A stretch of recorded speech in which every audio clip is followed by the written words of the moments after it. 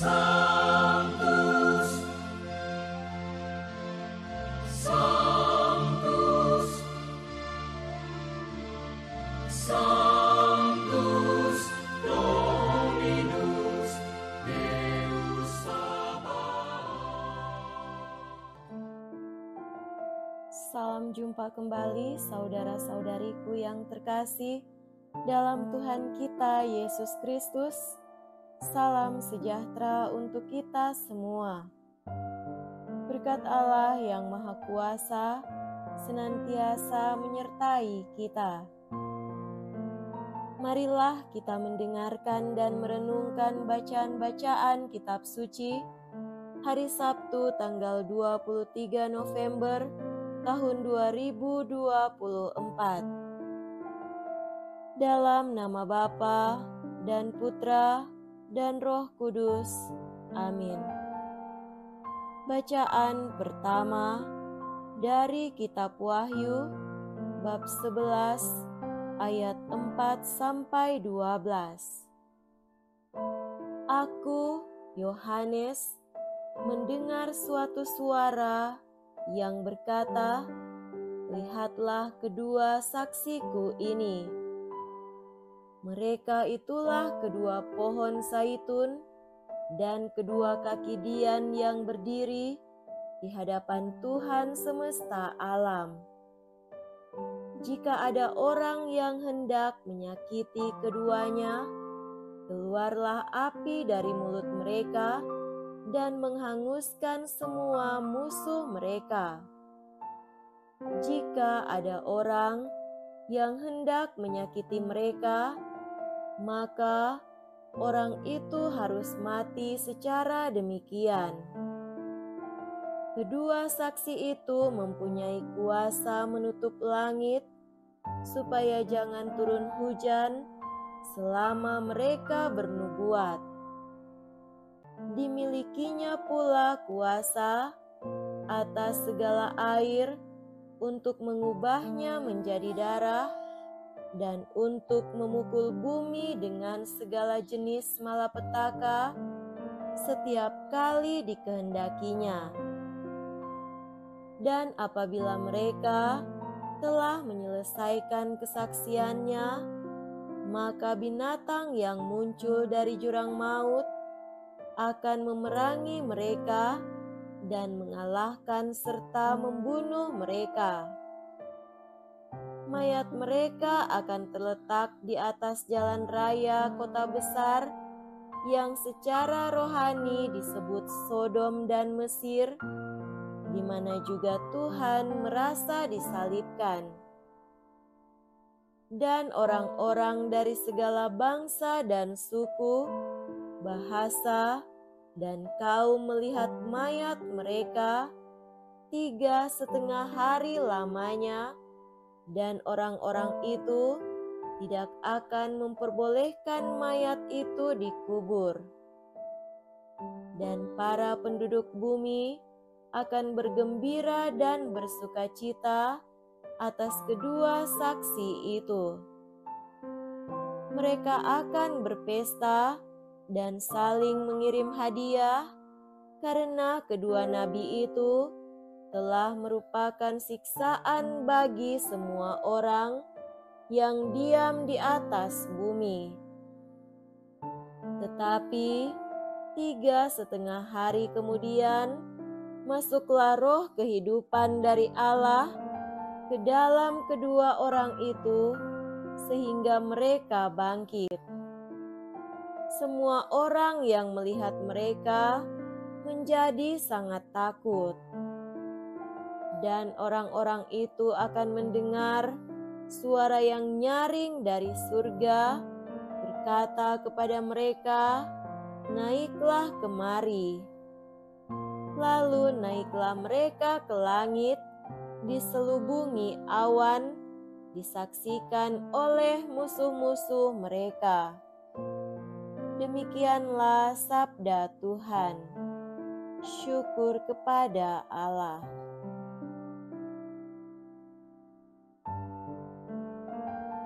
Semoga Tuhan beserta kita sekarang dan selama-lamanya. Inilah Injil suci menurut Santo Lukas. Dimuliakanlah Tuhan. Injil Lukas bab 20 ayat 27 sampai 40. Pada suatu ketika, datanglah kepada Yesus beberapa orang Saduki yang tidak mengakui adanya kebangkitan. Mereka bertanya kepada Yesus, "Guru, Musa menulis untuk kita perintah ini. Jika seorang yang mempunyai saudara laki-laki mati meninggalkan istri, tetapi tidak meninggalkan anak, maka saudaranya harus kawin dengan wanita itu dan membangkitkan keturunan bagi saudaranya. Ada 7 orang bersaudara. Yang pertama kawin dengan seorang wanita, lalu mati tanpa meninggalkan anak. Lalu wanita itu dikawini oleh yang kedua dan oleh yang ketiga, dan demikianlah berturut-turut oleh ke-7 saudara itu. Mereka semuanya mati tanpa meninggalkan anak. Akhirnya, wanita itu pun mati. Bagaimana sekarang dengan wanita itu? Siapakah di antara orang-orang itu yang menjadi suaminya pada hari kebangkitan, sebab ketujuhnya telah beristrikan dia?" Berkatalah Yesus kepada mereka, "Orang dunia ini kawin dan dikawinkan, tetapi orang yang dianggap layak mendapat bagian dalam dunia yang lain itu dan dalam kebangkitan dari antara orang mati, tidak kawin dan tidak dikawinkan. Sebab mereka tidak dapat mati lagi. Mereka sama dengan malaikat-malaikat dan menjadi anak-anak Allah karena mereka telah dibangkitkan. Tentang bangkitnya orang-orang mati, Musa telah memberitahukannya dalam nas tentang semak duri, di mana Tuhan disebut Allah Abraham, Allah Ishak, dan Allah Yakub. Ia bukanlah Allah orang mati, melainkan Allah orang hidup, karena di hadapan Dia semua orang hidup. Mendengar itu, beberapa ahli Taurat berkata, "Guru, jawabmu itu tepat sekali." Maka mereka tidak berani lagi menanyakan apa-apa kepada Yesus. Demikianlah sabda Tuhan. Terpujilah Kristus.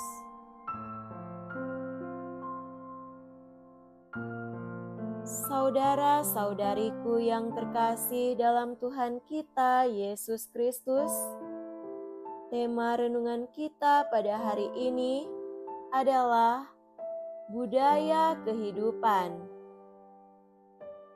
Andai rekan beriman yang terkasih, sampai saat ini masih banyak orang berpandangan bahwa kehidupan surgawi itu berlangsung sama halnya dengan kehidupan di dunia ini, tapi dengan segala kenikmatannya. Dunia kebangkitan adalah suatu kehidupan di mana manusia dan Allah ada dalam kebersamaan yang tidak terpisahkan. Di sana, fokus kehidupan hanyalah Allah. Yesus menegaskan hal itu dengan menyatakan Di sana orang tidak kawin dan tidak dikawinkan. Mereka sama dengan malaikat-malaikat, dan mereka adalah anak-anak Allah. Kenikmatan satu-satunya adalah Allah.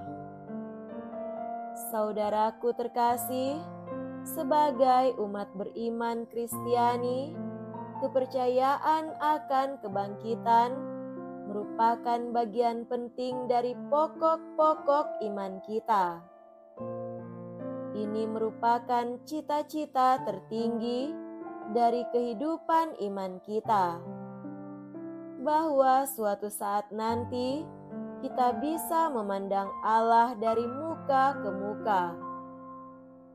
Seseorang yang sungguh berpijak pada keyakinan akan kebangkitan akan memiliki daya dorong yang kuat untuk menyalipkan segala egoisme, kesombongan, kenyamanan diri. Seseorang yang sungguh berpijak pada keyakinan akan kebangkitan tidak akan takut untuk berkorban. Ia berani memperjuangkan hal-hal yang benar. Ia tidak akan gampang menyerah, kalah, apalagi berkompromi dengan dosa. Orang yang memiliki keyakinan akan kebangkitan akan terlihat dari relasinya bersama keluarga dan rekan-rekannya dimanapun. Ia akan berupaya dengan sungguh untuk membangun budaya kehidupan daripada menciptakan budaya kematian. Budaya kehidupan yaitu keadaan di mana orang hidup dalam perdamaian, pujian syukur pada Allah, persaudaraan dengan siapa saja, sukacita dan kegembiraan. Sedangkan budaya kematian adalah keadaan di mana tangisan atau air mata selalu ada, di mana perkelahian atau percekcokan, kemuraman hidup, kekecewaan atau kegalauan, duka cita, penolakan, dan lain-lain. Saudara-saudari yang terkasih, sekarang saatnya kita bermenung. Sejauh mana kita sungguh menghayati iman akan kebangkitan? Sudahkah kita sekarang hidup dalam semangat kebangkitan? Manakah kontribusi yang lebih dominan dalam hidup kita? Mendukung budaya kehidupan atau mendukung budaya kematian? Marilah kita luangkan waktu untuk merefleksikan hal-hal itu.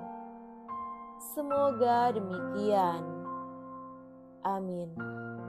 Dalam nama Bapa dan Putra dan Roh Kudus. Amin.